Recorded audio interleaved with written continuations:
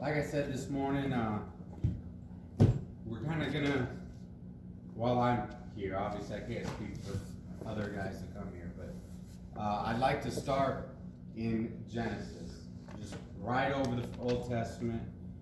You guys have already gotten kind of a knack for kind of how I present lessons. Generally, I try to do one Bible study or one sermon is one chapter.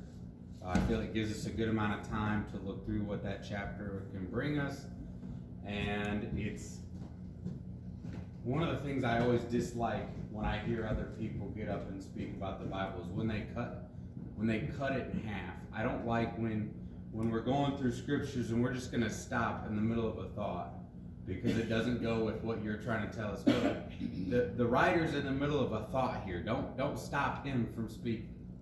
And so I like to do one chapter for each period of time that we have. And so we're going to start in Genesis 1 and then do Genesis 2 this morning.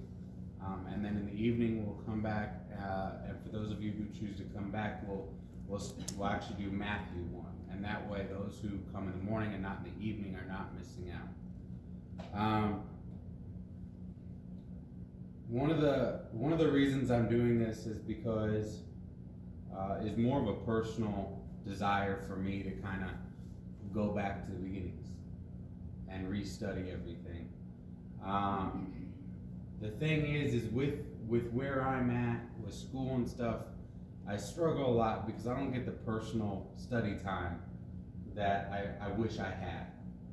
And so basically, it's either I study my lesson for the week or I do my personal study. And so instead, you guys are essentially getting the pinnacle of my study time, right? So I get my personal study and you guys get to hear what I learned. But if we look at Genesis 1, I know this is basic, guys. I know that everyone in this room knows the creation story. But maybe we can find a new way of looking at it. Maybe there's some points they haven't thought of before, or maybe you just need a reminder of just how powerful God is. And sometimes I feel like we lose this enchantment, right? We stop thinking of the stories of the Bible in the same awe and wonder that we once did. You know, I remember a time when I was first baptized that almost every sermon made me cry. It was just, everything was just that powerful to me. Like, everything just made me so emotional.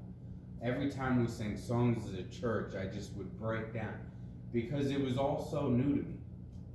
And the idea that there was something out there that was that powerful and that actually cared about me, you couldn't not be moved by it. And you know, I was thinking the other week, you know, I was in a church and I was listening to somebody else preach. When did it all lose that?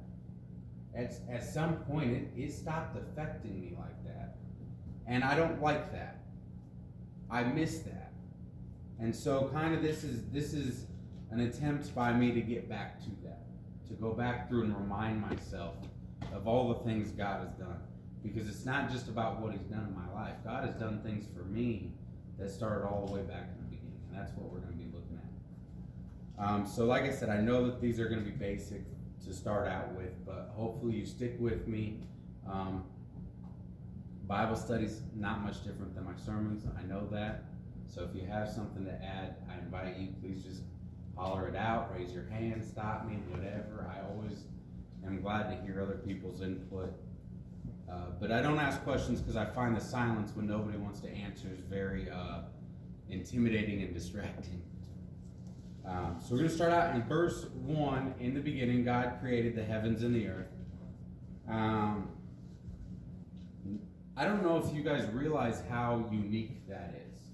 That very first sentence of our scripture. If you look at other cultures, especially during the times of the Old Testament writers, if you look at other cultures, their gods didn't speak the world. If you look at their creation myths, their gods didn't actually speak the world into creation.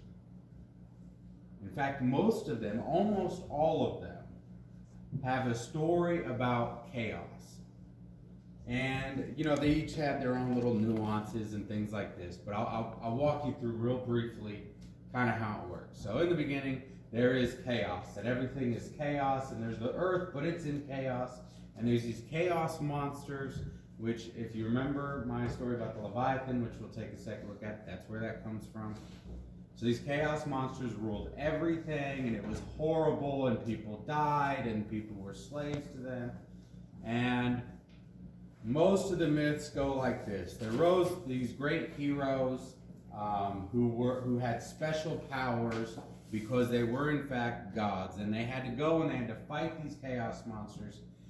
Now, and here's the thing, most of the time in the stories, some of them got maimed, some of them even died, but eventually they overthrew these chaos monsters and they created for themselves an earth where humanity was safe from them and were able to serve them.